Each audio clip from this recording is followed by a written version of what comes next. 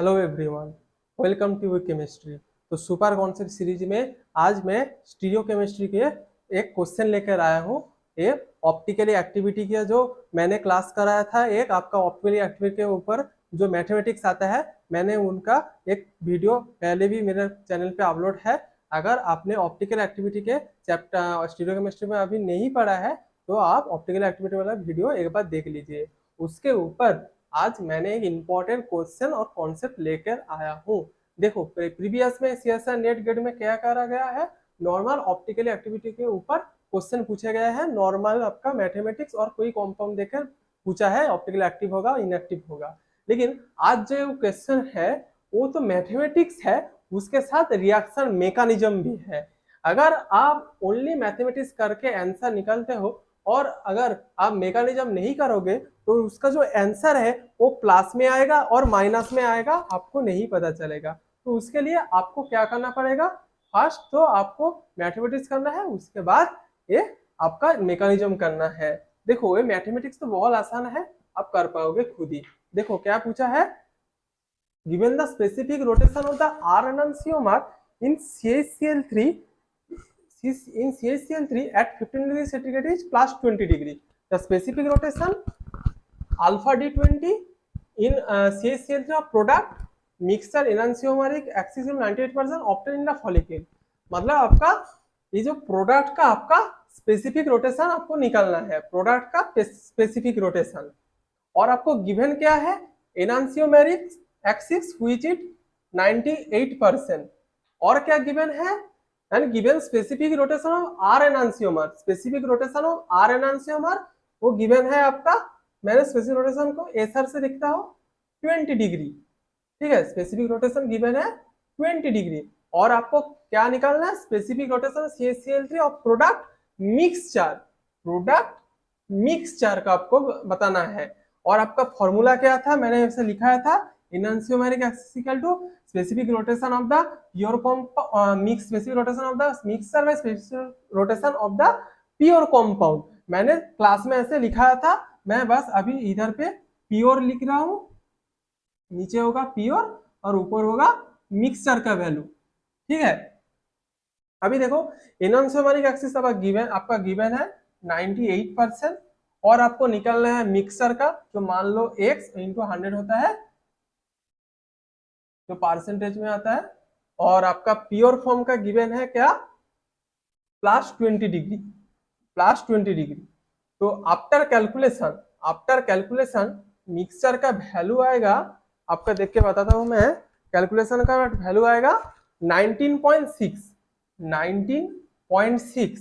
ठीक है, ये हो गया। आप तो बता दोगे सर, ये तो क्वेश्चन का आपका आंसर हो गया 19.6। और आपका देखो फर्स्ट ऑप्शन ए पे ही रहेगा प्लस 91.6, और आपको तो खुशी खुशी ऑप्शन ए लगा दोगे, लेकिन ये हो जाएगा आपका गलत, क्योंकि इधर पे प्लस होगा और माइनस होगा, आपको कैसे पता चलेगा अगर ए वाले कॉम्पाउंड, क्योंकि इधर पे प्रोडक्ट का बोला है, ये प्लस 19.6 होगा माइनस 19.6, ये पता चलेगा आपका प्रोडक्ट का जो स्टीरियो केमिस्ट्री क्या है उसके ऊपर आप पता चलेगा। और देखो ये प्रोडक्ट, ये जो डिजायर प्रोडक्ट है, ये प्रोडक्ट पे देखो ये वाला है आपका कायरल सेंटर, ये वाला है कायरल सेंटर। कायरल सेंटर क्या होता था, मैंने बताया था बहुत बार स्टीरियो केमिस्ट्री क्लास में, जब एक कार्बन के चारों दिशा में 4 डिफरेंट एटॉम और ग्रुप अटैच्ड रहेगा तब हम उसको कायरल सेंटर बोलेगा।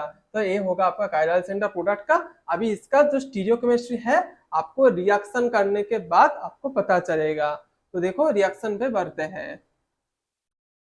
तो फर्स्ट क्या करेगा, फर्स्ट गिवन है क्या आपका NaHMDS, जो एक बेस होता है, ये होता है आपका KCP base, kinetically control base. ये क्या करेगा, बेस फर्स्ट क्या करता है, एसिडिक प्रोटॉन को बाहर निकालेगा। एसिडिक प्रोटॉन है, इधर देखो जो हाइड्रोजन है ये आपका एसिडिक प्रोटॉन है, क्योंकि इधर पे प्रोटॉन एब्जॉर्ब करने के बाद जो नेगेटिव चार्ज आएगा वो इस कार्बोनिल ग्रुप में डीलोकलाइज्ड है, इसीलिए ये आपका एक एसिडिक प्रोटॉन है।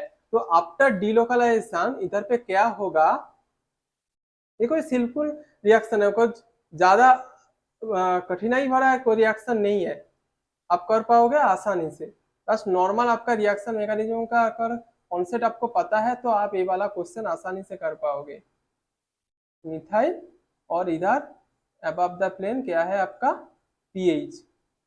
ठीक है, अभी देखो नेक्स्ट क्या गिवन है, एक इलेक्ट्रोफाइल और ये नेगेटिव चार्ज अभी क्या करेगा, इधर भेजेगा और इस पाई बॉन्ड से क्या करेगा, इधर जो इलेक्ट्रोफाइल है इधर अटैक करके लिविंग ग्रुप को बाहर निकल देने के बाद ये होगा आपका, देखो मैं इसको इरेज करता हूँ मैथमेटिक पोर्शन।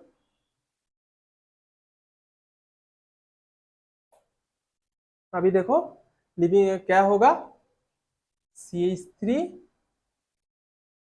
फिर से जैसा था वैसे ही हो जाएगा, nitrogen oxygen double bond O, इधर था अबव द प्लेन, इधर भी अबव द प्लेन पीएच और CH3।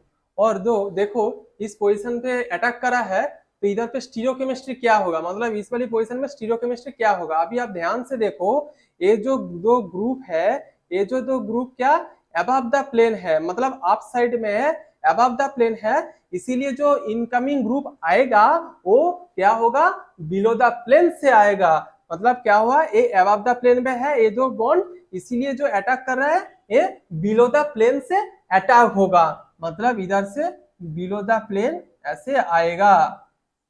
ठीक है, आई मेरी बात समझ में।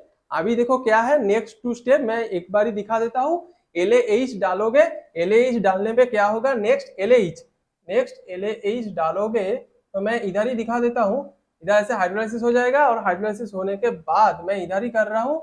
आप स्टेप आप अपने नोट में सही से लिखिए, इधर हो जाएगा CH2OH और TBU-SiMe2Cl देने से आपका OH ग्रुप फिर से प्रोटेक्शन होके हो जाएगा Si Me2TBU।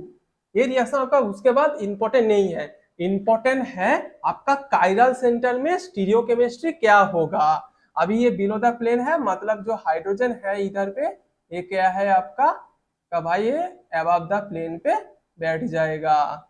अभी देखो इस सेंटर का RS नोमेनक्लेचर आपको निकालना है, वो आप खुद ही कर पाओगे। हाइड्रोजन हो जाएगा आपका 4th प्रायोरिटी, CH3 हो जाएगा 3 प्रायोरिटी। अभी देखो इधर CH2, इधर भी CH2 और उसके साथ एक ऑक्सीजन अटैच्ड है। इधर क्या अटैच्ड है, कार्बन के साथ हाइड्रोजन हाइड्रोजन, ये देखो हाइड्रोजन हाइड्रोजन और ऑक्सीजन, और इधर क्या कार्बन के साथ हाइड्रोजन ही अटैच्ड है।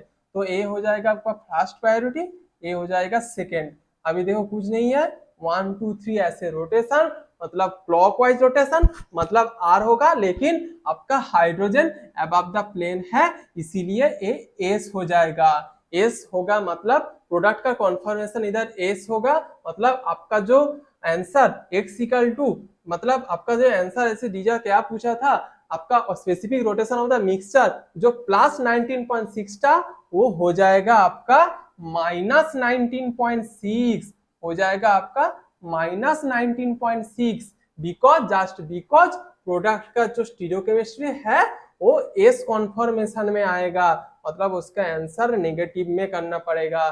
ठीक है, ये था स्टीरियोकेमिस्ट्री का एक कॉन्सेप्ट के ऊपर क्वेश्चन। ठीक है स्टूडेंट, आज के वीडियो यहीं पे खत्म करता हूँ। अगर आपको वीडियो अच्छा लगे तो लाइक करके जाना and stay happy and stay learning.